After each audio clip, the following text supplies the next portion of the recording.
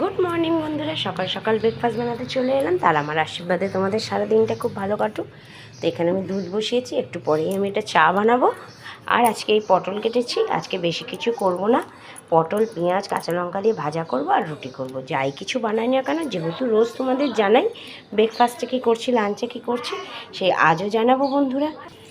জিরে ফোড়ন দিয়ে, শুকনো লঙ্কা ফোড়ন দিয়ে, পেঁয়াজ আর কাঁচা লঙ্কাগুলো দিয়ে দিয়েছি বন্ধুরা। এটা একটু ভাজা ভাজা হলেই পেঁয়াজটা, এখানে পটলটা কাটা আছে, পটলটা দিয়ে দেবো। পটলটা একটু নেড়ে চেড়ে নুন হলুদ দিয়ে ঢাকা দিয়ে দেবো।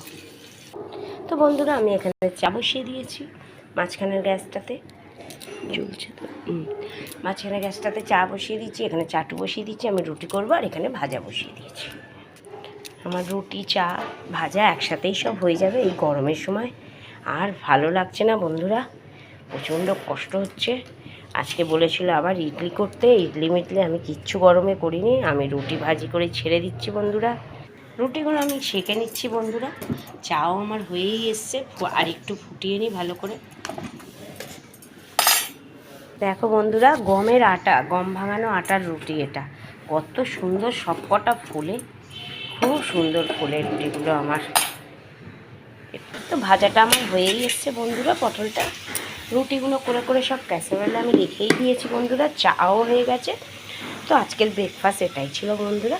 গোপালের আশীর্বাদে সবাই সুস্থ থাকবেন, ভালো থাকবেন। ভালো লাগলে লাইক শেয়ার করবেন বন্ধুরা। জয় গোপালের জয়।